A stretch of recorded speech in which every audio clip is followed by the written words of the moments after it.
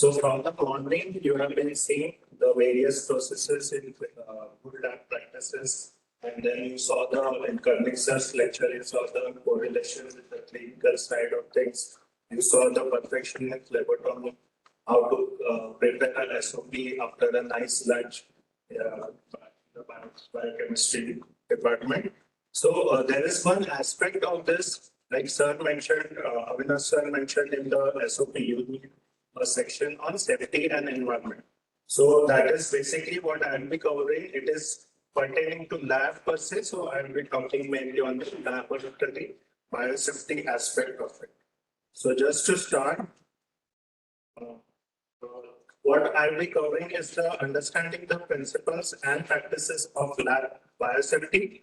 What is not covered is biosafety cabinets. So biosafety cabinets is a special type of equipment required for certain processes. That is a very big chunk in itself.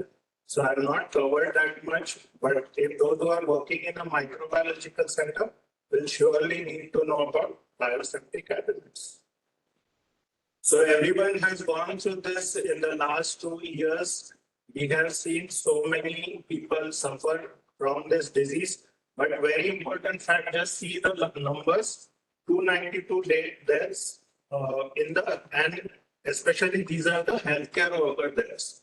And if you recognize this person, this is the first whistleblower from China. He was the first person somewhere around December 2019. He had suggested that there is some kind of new virus which is causing SARS, that is severe acute respiratory syndrome, which has first occurred in 2003. So he had suggested a similar kind of syndrome is currently going on. This is certainly not the normal pneumonia which we see. And he was unfortunately silenced by the Chinese authorities, and in the end he succumbed to the infection. So even in the developed countries, it is the same picture. These are European numbers, that is 17,000 healthcare workers have died from COVID-19 in the developed countries. Imagine. So it's not just the lack of resources or anything. It is because probably every time something like this sort happens, what we have is a knee-jerk response rather than a sustained preparedness. So you should always be prepared for such kind of events, especially in today's time. Like now we have almost returned to the pre-COVID era. We have all got our masks off. But just realize this, that this is not the end of the pandemic. There are certainly other pandemics which are lurking around. You must have heard about the recent monkeypox scare. Fortunately, till date, there have been no cases in Mumbai per se. The thing is, there are some things which you need to follow irrespective of whether there is a pandemic or not. Like we are not wearing masks right now, that's okay. But if someone is suffering from cough, cold, then that person has to wear a mask. Okay, that person has to do the proper respiratory etiquettes. All this kind of standard precautions, these are required, especially because we are healthcare workers. We work in an environment which is much more riskier, which has a much higher risk of acquiring infection. So this is what it is, that all of us are at least 12 times more likely to be infected with COVID. This was during that wave period. So you have seen even the wave used to start from the healthcare workers first. You used to see that the rise in cases in the healthcare workers, that generally signified that yes, now the community will also start getting more number of cases. So because we see the patients first, we are more likely to get infected. So what about the lab personnel? So there is enough evidence to suggest that yes, lab personnel are also at risk of this infection, but certainly less than the clinicians. That is for sure. Those who see the patients, why? Because they take precautions while seeing the patients, but they might also talk with the relatives who might be asymptomatic and yet carrying that particular organism. So you never let your guard down in a healthcare setup. That is the very important message which I would like to give all of you. even if you think the person in front of you does not suffer from a particular disease, you never you never compromise on the safety aspect of it. So you can see overall mortality with lab-acquired infections is about 4.2%, and major chunk of it is the bacterial infections. So you can acquire various kinds of bacterial infections. Then second is viral, then rickettsial, fungal, etc. So this is something which you always keep in mind. The commonly transmitted infection is tuberculosis. All of you know India, in terms of number of cases, is number one in terms of tuberculosis cases. Hepatitis B virus, very important. There have been various cases of acquiring tuberculosis and hepatitis B in the MCGM General Hospital also throughout the years. Nurses have got, many healthcare personnel have got, residents, doctors get it, interns get it, but lab acquired is generally less. That is because we generally get the samples enclosed in a container. But yes, certainly there are some procedures which generate certain kind of droplets or aerosols which might transmit this infection. Q fever, salmonella, typhi. You won't believe, in our microbiology lab, one of the residents' apron pocket was just swabbed randomly, just as a time pass jisko bolte, and it grew salmonella typhi. Because we see salmonella typhi culture. So somewhere you touch the plate, sometimes some bacteria is on the edge of the plate, and then you put your hand in the pocket, it will get transferred. And it can remain viable for a few days. So Shigella hepatitis C virus, 45% infections in clinical lab personnel. So on this certain data, you should just need to know that there are various ways in which the organism can be transmitted to the person. So what is biohazard? Biohazard, you must have heard this term a lot of times. It is an agent of biological origin, and it has the capacity to produce harmful effects on the humans. So any hazard which is biological in origin will be known as a biohazard. A very simple example, all of us know about this, microorganisms. And then toxins and allergens which are derived from these microorganisms, or genetically engineered biological substances. So there is an aspect of biowarfare as well, which some of us, or there are theories that COVID-19 is probably also some kind of such agent. That is a controversial topic, but we don't really know for sure. So what do you mean by biosafety is the theoretical part of the safety. Like तुमको मालूम है ऐसे करना चाहिए नहीं करना चाहिए, that is the biosafety theory. But what is more important is practices. After the end of this lecture, if you go and practice all whatever is being said, that is more important than just knowing about it. What else used to happen? सबको मालूम है ना हाथ धोने का है. Everyone has been taught from school by our parents हाथ धोने का है. जब माइक्रोबायोलॉजिस्ट सिखाते थे हाथ धोने का है, कोविड के पहले क्या होता था? नहीं, हम लोग को तो टाइम नहीं है, हम 200 पेशेंट देखते किधर हाथ धोते बैठे को, ये क्या सिखा रहे हो तुम हाथ धोने? And what happened? कोविड के और फिर टमाटर बटाटा भी साबुन के पानी से धोए. Understood? So this is something which we many a times do. We don't prepare, we don't sustain our preparedness. So always remember, these good practices will not only benefit yourself, they will also benefit the patient. They will also benefit your own family members, because there are so many resistant organisms where you are working. You are not going to carry them home. And it will in the end benefit the community as well. So what is the risk? Risk is the अभी हम बोलते हैं ना, इश्क है तो risk है. Now जो भी dialogue I don't know the exact term. So what is risk is the probability of harmful health effect as a result of exposure to the hazard substance.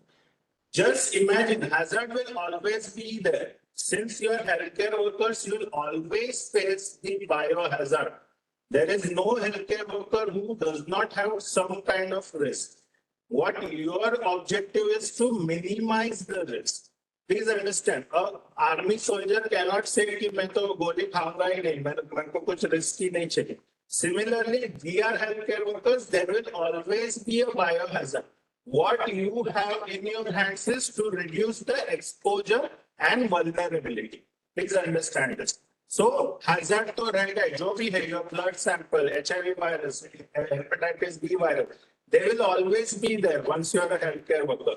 But what you can reduce is the exposure by following good practices. Simple example is if we call shark as a hazard, shark तो hazardous होगा अपने पे attack कर सकते हैं, बराबर? But if there is no exposure, if you are watching at the shark and there is glass between you, you are watching it in the aquarium, is there any risk? No risk. Understood? But suppose you have entered the ocean, then yes, you are now exposed to the potential of a shark attack. Now there is a risk. Now what is vulnerability? If there are two persons in the ocean, shark is there, so hazard is there, exposure is there, and one of them can swim better than the other. Understood? So who is at more risk? The one who is swimming slowly is at more risk than the person who is swimming fast. So that is the vulnerability. Those who are vulnerable should be kept out of certain procedures which are more risky. So can anyone answer which of these two specimens is a greater risk? One is a urine, another is the blood content. Anyone? Blood. Okay. So, like someone said, it is blood. Yes, certainly blood as a specimen is greater risk, but I have not mentioned what is the procedure to be done. So, if the blood is just kept on the rack and I am telling you just see the label details, then there is no risk. But if I have told you to do the urine culture, you are opening the container, introducing the loop and taking it out. So there is a very minimal, but there is a theoretical risk. So it also depends not only in the specimen, like I said, depends on the hazard and exposure. That is the agent hazard and the procedure hazard. That is very important. All of us have learned about COVID, RT-PCR, or has heard about it now. All of us has seen COVID serology being done, antibody detection. So COVID antibody detection does not require that much of biosafety. Agent is the same, SARS-CoV-2 virus. Understood? But if you have been doing a viral culture or manipulating those viruses, then the procedure changes. Organism is same, but the risk increases. Doing serology, it's very simple. You are not going to get the risk of acquiring COVID. But culturing the virus or doing the extraction when it is in the VTM cell, viral transport medium, yes, it is risky. So what are the agents hazard? What is the agent in question? What sort of organisms we are dealing with? What are the sources of the infection? What are the modes of transmission? Does it cause human infections? And what is the infective dose? These are very important points we should know. So, like we can compare TB hospital with general hospital. If you must be knowing, there is a group of TB hospitals in Shivadi. It is a BMC run hospital. So they see only TB patient. So certainly there will be more risk of acquiring tuberculosis in such institutes. They have got so many cases of healthcare acquiring MGIT, multi-drug resistant tuberculosis. So more source, more the hazard, so that risk increases. So for them, they get every morning they get 3 breakfasts. There is 1 egg and banana and all. Then HIV versus HBV. All of us should know that HBV is in fact more dangerous than HIV. HIV got more kind of celebrity status because of probably the program. But HBV is also spread by the same route, has more prevalence in India than HIV. And very importantly, the viremia is very high as compared to HIV. So HBV, if a person by mistake touches HBV or gets a needle stick injury from a patient who is HBV positive, there is a 30% chance of acquiring HBV. All of you have taken anti-HBV vaccine. 3 doses, सबने लिया है. Very good. If someone has not taken, please take it. It does not cost much, even in the private sector. And once you have done with the 3 dose, it's best that you count your anti-HBs titers. That is the antibody titer. So always remember HBV is much more transmissible than HIV. HIV transmissibility rate via needle stick injury is 0.3%. Whereas HBV it is 30%. So 100 में से 30 जन का तुमको blood लग गया, those are positive, there is a chance that you get the infection. Swine flu versus seasonal flu, that is influenza A, normal seasonal variant, and your H1N1 or H3N2 swine flu. Again, because these keep on antigen drift, antigen shift, so you don't have any kind of previous immunity. This is what happened with your SARS-CoV-2 virus. Coronaviruses, they were common cause of common cold, human coronaviruses.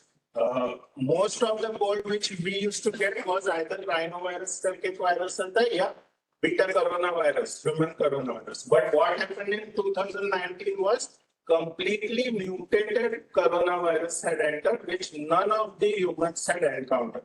That is the reason why the first wave, it was dangerous, the second wave was dangerous, because no one had the innate immunity, no one had the acquired immunity against this particular organism.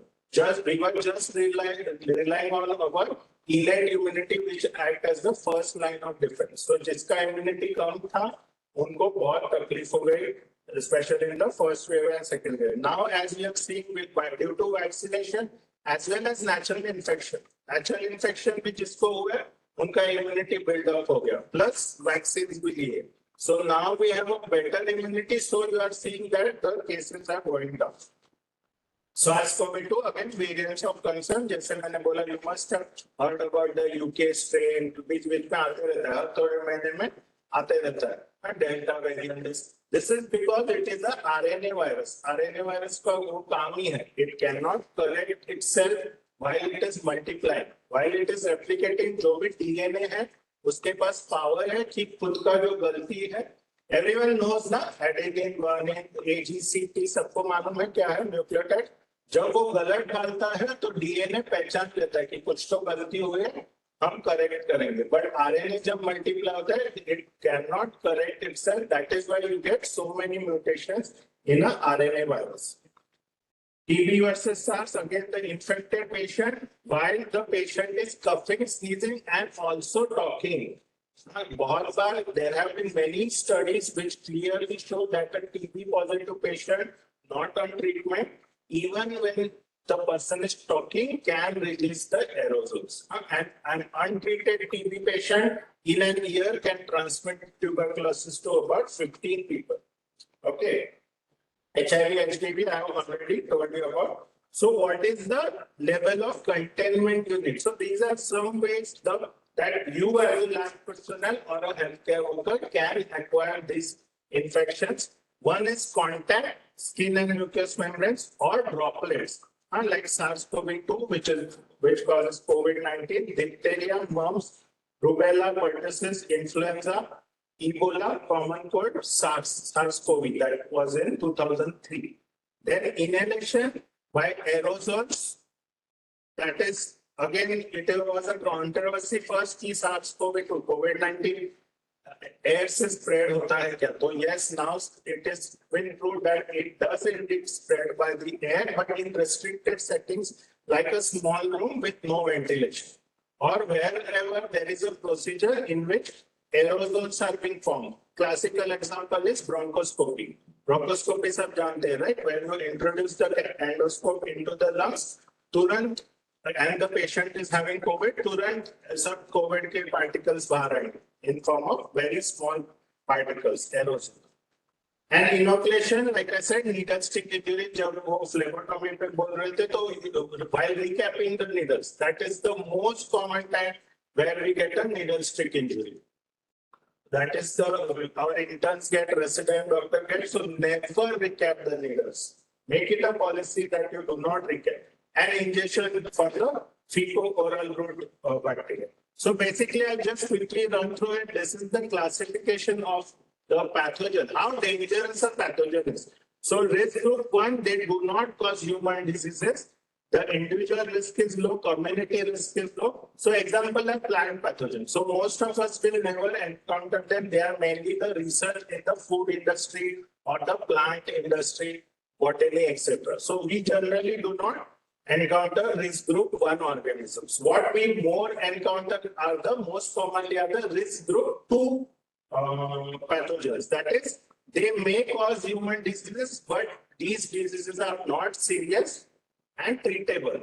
Individual risk is medium, but community risk is almost not there. So very common example, all of you have heard about this is Staphylococcus aureus, E. coli, etc., etc. These are the most common kind of bacteria which you will encounter in a microbiology lab if you are working in. Then third is they cause human disease, but these are serious respiratory agents. So there is also a chance of transmission to the community. It is treatable. Individual is high, but it is a very big community problem. So very classical example in India is tuberculosis. It is a grade 3 pathogen. एक आदमी को भी होता है और जैसे आदमी खांसी करता है तो बाकी सबको भी हो सकता है. So community is also at risk. And the fourth is very serious infections, often fatal and not treatable. Currently, there is no treatment available. Individual risk is very high and the community is also at risk. So, examples here are Ebola and Marburg. So, Ebola epidemics, they keep on coming in Africa. Fortunately, till date, it has not come to the India. It is a very dangerous disease. Almost 60 to 70% people die of Ebola. And there is no treatment. So when SARS-CoV-2, that is COVID-19 started, it was somewhere around the group 2. Now you have a good vaccine against it. Now you have established treatment against it. So now it has moved to group 3 or 2. It is going down in the list. So this is again the same thing. What you need to follow is simple logic. जैसे मैंने बोला, first is not going to cause any human disease, so you can work on an open bench. We mostly work with the biosafety level 2 practice, 2 pathogens, that is Staph aureus, E. coli. So you can work on an open bench, but you need a burner. You have to work besides the burner for a radius of 6 inches. The burner allows a radius of means diameter of 12 inches around the burner. That will give you the protection. तो इधर burner चल रहा है, ये इधर काम कर रहा है. क्यों बर्नर के जगह काम नहीं करेंगे तो सब चिल्लाएंगे. That is not the purpose. It is to keep you safe. So always remember this bacteria. When you are working on it, you have to be near the burner. So that much is enough for a 2 pathogen. Biosafety level 3 practices are needed for something like a liquid culture of tuberculosis. What is happening when you are culturing some bacteria multiply हो रहे हैं? Do you normally see bacteria by naked eye? You don't, right? You need a microscope. But imagine in culture you can see the colonies. तो वो कितने सारे होंगे? It is about 10 raised to power 6 or 8 bacteria in that particular round thing which you see on the solid medium. So if you are using liquid medium, problem of liquid medium is when you agitate or manipulate it, there will be lots of aerosol production. If it is a solid medium, there will be not much aerosol production. Aerosol का meaning ही वो है, it is emulsified in some kind of liquid, that pathogen is emulsified and it is spreading through the air. So if you are using liquid medium of TB, in which already bacteria grow होंगे, बहुत सारा concentration है, and you are opening that tube, suppose here, and the moment that tube was brought by someone who was coming like this, pura shape ho gaya, the moment you open the tube here, all the aerosols of TB bacilli will be throughout this room. So for such purposes, you require a biosafety cabinet. Has anyone of you seen a biosafety cabinet or worked under it? Microbiology mein hoga. And so it is one kind of box in which there is negative pressure. Everything is reserved. So you will put your hands after opening the trash and there you will open the tube. So even if the aerosols come, if they are coming towards you, it will immediately be sucked by the grills and it will go from a HEPA filter into the environment. Understood? So you are protected. So always remember, while you are handling such risky aerosol generating materials, you have to use a biosafety cabinet. Understood. Otherwise, if you are doing a smear for AFB or any smear from a specimen, there is not much of aerosol because the sputum is mucoid, everything is trapped, and there is no aerosol formation. And like I said, the dangerous organisms like Ebola, Marburg, or even viral culture of SARS-CoV-2, we cannot do it in any small lab. It is there in the NIV, Pune, National Institute of Virology. That is the biosafety cabinet is also completely packed. You have to introduce hands in the gloves and you wear a full positive pressure suit where you are handling such organisms like Ebola, Marburg. क्योंकि उसमें कोई भी chance नहीं चाहिए कि तुम वो acquire करो. पॉजिटिव प्रेशर मतलब क्या है? अंदर से हवा फेंक रही है. So even if some virus or bacteria is moving towards you, in the suit there is positive pressure which will push the pathogen away from you. Understood? So negative pressure in the environment and positive pressure in the environment. For liquid culture, apart from the biosafety cabinet, you need a negative pressure room around you because suppose there is a spill, what will happen? The aerosols will keep suspended for 30 minutes and more in such a positive pressure. Apna atmospheric pressure is positive, right? Everyone knows that. It is a positive pressure. Whereas negative pressure में क्या होता है? इसे बाजू में slits होते हैं. This is not that, but you have such slits which is pulling the air.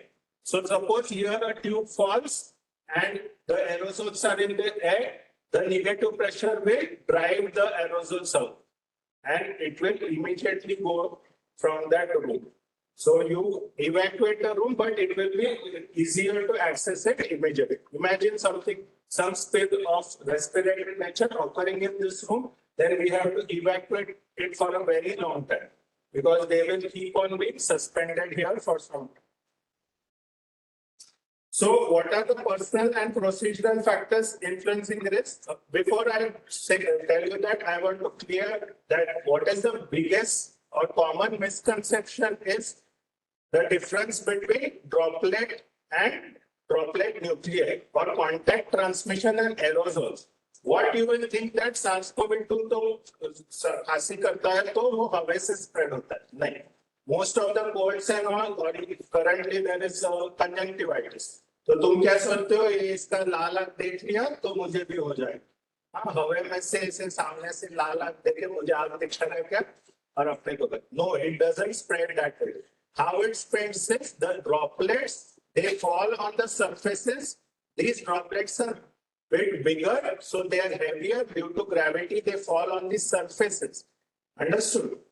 And they do not travel a large distance.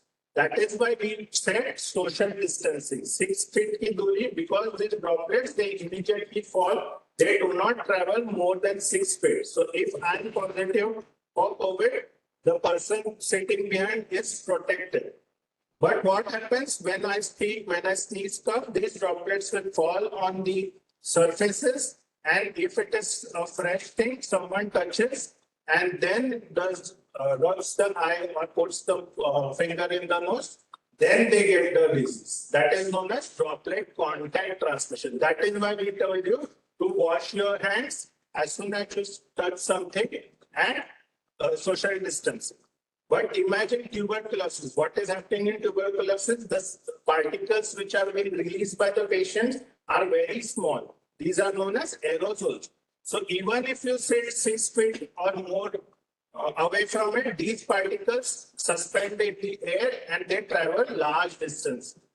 Understood? So hand hygiene, social distancing will not protect you against the aerosols. They will protect you against the droplet contact. So what will protect you against tuberculosis is ventilation. You can see the TB wards. They are always having open windows and large rooms. There is lot of distance between two beds and there is always a breeze around. They keep the windows open. Either you have the natural ventilation or mechanical ventilation by engineering. And your N95 respirators. So you should know that N95 respirator is more protective what we use surgical mask or cloth mask, it is more so that the person in front does not get the infection. When we are coughing, sneezing, or talking, we do not transmit the infection to the others. Why? Because they are open from the sides. They are not a perfect fit. Some of them have worn it properly, so it fits a bit more. So it protects somewhat, but not as much as an N95. N95 will block 95% of those small particles. Why? Because when you wear the N95, you have seen that it will be completely fit to your face. There is no chance of leakage. You have to see, once you have worn the N95, you have to just puff outside. There no air should come from top or bottom. And the अगर वो आ रहा है तो फायदा ही नहीं N95.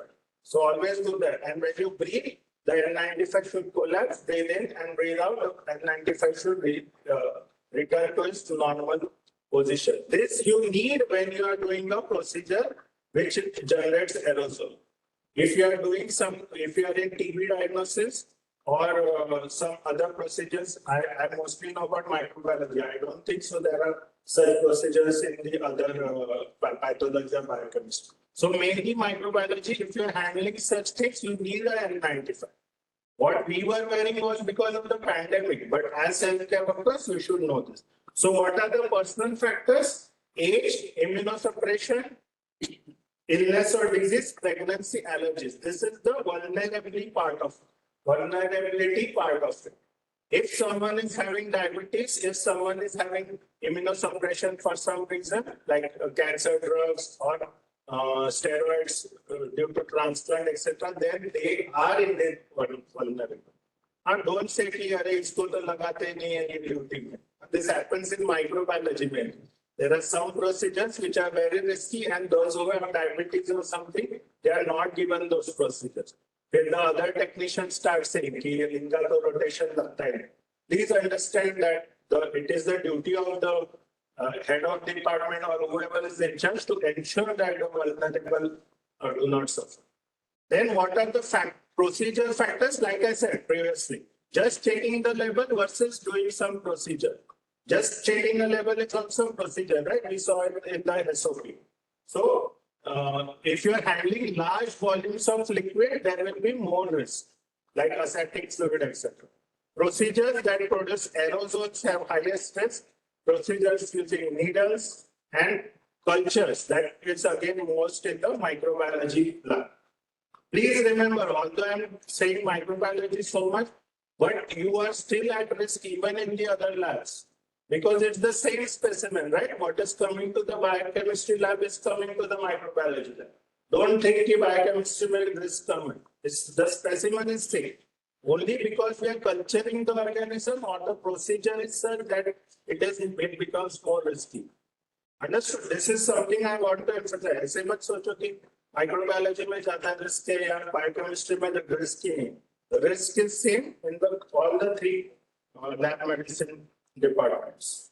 So photo देखने ही रहा है unfortunately. So whenever you unscrew a bottle cap, like a new reagent, when you unscrew and you open that, वो रहता है ना plastic का ठप करके, so that time aerosols are coming up. Understand? But these are sterile reagents, so not much of a problem unless it is some chemical which is dangerous. But from a biosafety point of view, nothing. But whenever you are opening that, these aerosols you cannot see by the naked eye.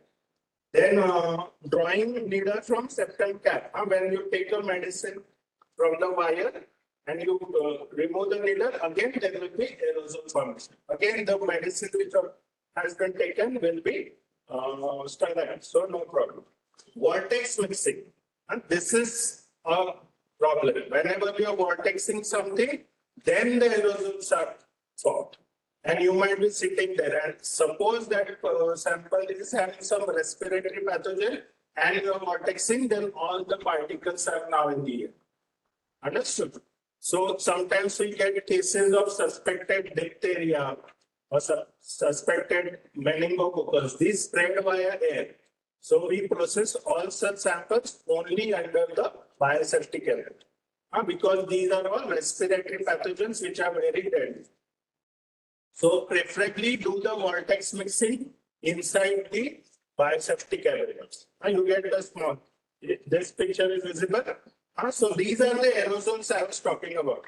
So this is just pipetting.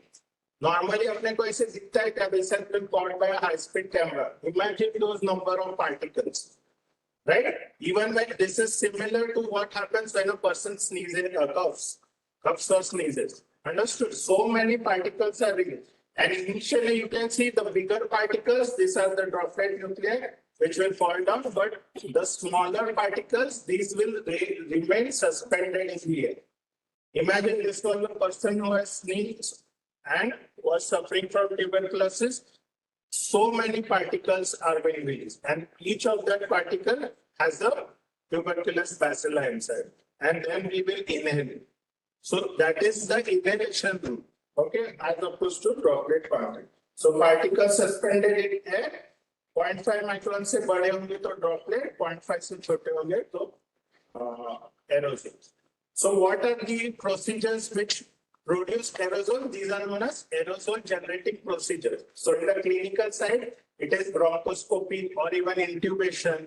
So they are at much higher risk because in emergency, they get directly the patient and they immediately intubate, and then it was found out a patient for TBA or the patient is COVID positive. So they should also always know that they should be prepared initially itself in an emergency setting.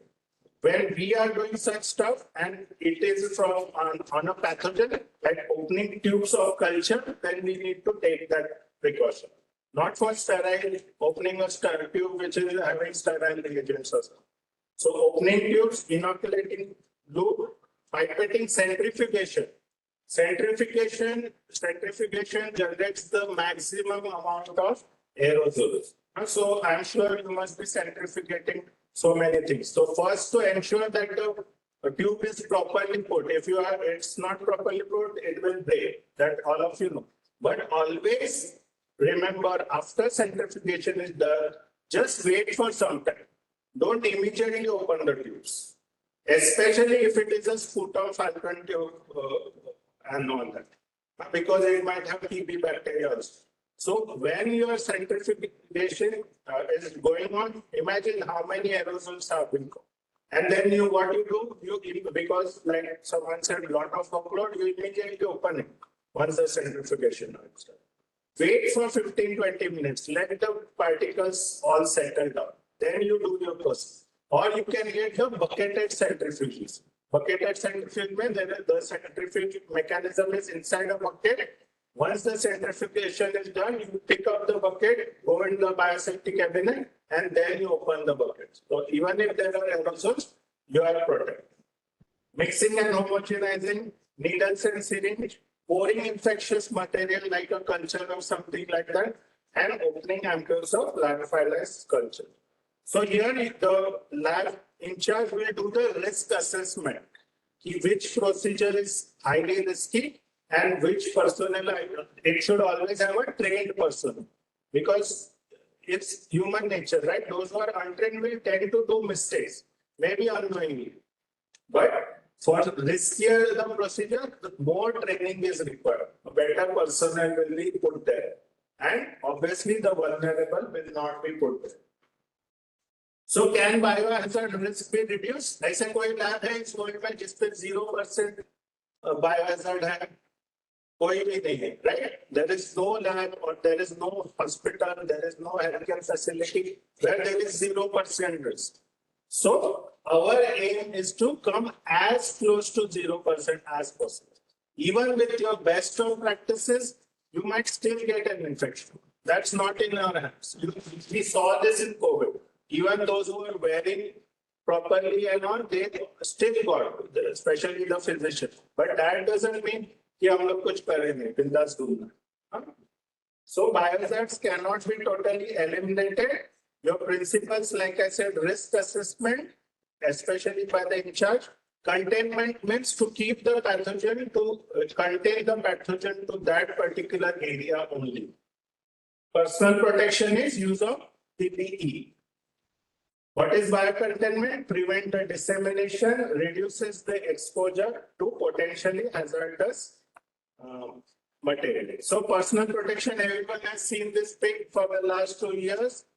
So you should realize that PPE does not mean the entire thing.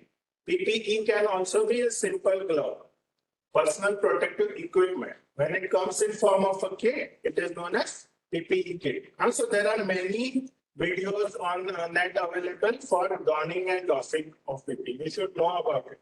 Tomorrow there might be some another virus, and then again you all will have to roam wearing this. All of us will have to roam around wearing it. तभी क्या होता है proper? This happened with COVID.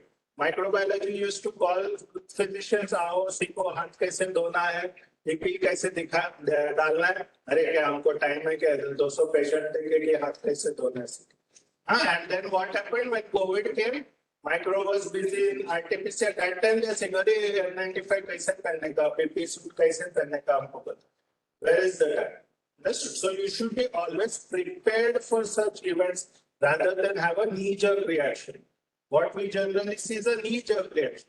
COVID positive है सबको पकड़ो और डाल दो. This is not the way. You need a plan beforehand. अभी next COVID जैसे कुछ आएगा तो क्या करो? Monkey pox आया मीडिया में, अरे अगर मुंबई में monkey pox आया तो क्या करो? दूसरा कोई वायरस है तो क्या करो? This is what we need. So all of you should know how to wear, how to remove. Simple concept is for N95 I told you, you have to see the scene. While removing, just keep a simple concept in mind. Your front and the outside is more contaminated than your back and inside. So while removing, make sure that the contaminated part goes inside. Understood? First thing which you will remove is your gloves, outer gloves, because you have touched everywhere. So it is most contaminated. Remove the gloves by turning it inside out. अपन क्या करते हैं? फट फट फेंका. Not like this. It needs to be inside out. PPE suit means the coverall suit again. Like just like you remove shirt, ये पूरा ऐसा होता है. जो अंदर का part है वो not contaminated. वो बाहर आना चाहिए. So that when you put it in the yellow bag, no one else will get the infection. N95 you will remove last because there might be some aerosols around. You will remove the N95 in the non-clinical or non-lab area. And that too from behind. Because suppose you have done the swab collection, nasopharyngeal or किसने किया है? तुम लोगों में से किया होगा ना? COVID का swab. Yeah. So what happens when you do the throat swab? Patient coughs. When you do the nasopharyngeal swab, patient sneezes. And all the particles are now on you, unless you have worn the face mask, face shield. So your N95 के front में सब particles लगे. So you always remove the N95 from behind. And if you are done with the use, preferably bring the straps. Otherwise, the rat pickers find it and they resell it just by washing it. So what would you do to minimize the risk of HIV transmission while processing blood specimen for biochemistry? Standard precautions like wearing gloves and all. Minimize risk of transmission in TB, while processing TB culture. Very important here is airborne precaution, especially for the liquid culture, like the good ventilation and wearing N95 mask. So ये भी photo नहीं दिख रहा है, spillage होगा तो क्या करोगे? What will you do if your blood evacuated tube containing blood falls and breaks? क्या करोगे? ऐसे पैर से तबने का और भाग जाने का उधर से? मैंने नहीं किया. So you need to do a spill management, right? What do you mean by that? First and foremost thing is you will raise an alarm. डरो मत. You tell there is a spill so that no one else walks over that area. You mark that area. You can assign it to someone. It's not necessary that you do, but it's good if you do. Wear your protective equipment first. Wear your PPE. Then pick up any glass with a forceps, and then you put a absorbent on it for some time. Don't directly mop it. Put an absorbent, lift everything up, put it in the yellow bag. Again, put an absorbent, and then you put 1% sodium hypochlorite and keep it for at least 15 to 20 minutes. Understood? Why? Because initially, if you directly do that, then sodium hypochlorite does not act in presence of organic material. So that it will not have that much of activity. So first you remove the organic material, reduce the bioburden, and then again you put the absorbent and then you put 1% sodium hypochlorite, lift everything up, put it in the yellow bag, and then you mop it with your normal soap and water. Okay? So just revise. Biosafety is very important is lab practices. Like I said, biosafety is the theoretical part. After this lecture, all of you, wherever you go, please practice whatever has been said. That is the goal of this particular certificate course which Madam and Biochemistry department has organized. It is what you do after seeing this, not what you learn. It should be done at your level. So it's the fire. Just knowing about it will not help. Hospital infections are certainly preventable. This is Dr. Ignace Semmelweis. He had told that hand washing will prevent infections in the mothers whose delivery was being done, but he was not heard. Person became insane and he was put in the mental asylum just because he said that if the doctors wash their hands, then infection will stop. The story is that the nurses used to conduct delivery, there used to be no infection in the mother. Doctor used to deliver, there used to be, in fact, more percentage of infection in the mother. Why? Because doctor used to do, at those time, 150 years ago, used to do postmortem, come without washing the hands, they used to do the delivery. While nurses were very good at hand washing. This is true even today. Believe me, the nurses of any hospital, not just our, they are very good at hand hygiene. Even the same is almost true for the lab part of it. Technical staff is very good at those practices. So it is something that we should learn, that the same thing which happened with COVID happened with Dr. Ignace Semmelweis. His advice of washing hands in between the patients was not taken seriously. तो doctor बोले कि हाथ धोने से थोड़ी life save होने वाली है, and he landed up in mental asylum. So this is already proven, many studies, that if you do hand hygiene and necessary intervention, certainly the rate of infections are less. So biohazard, risks, and your all the components of biosafety you should know, especially personal protection. Thank you.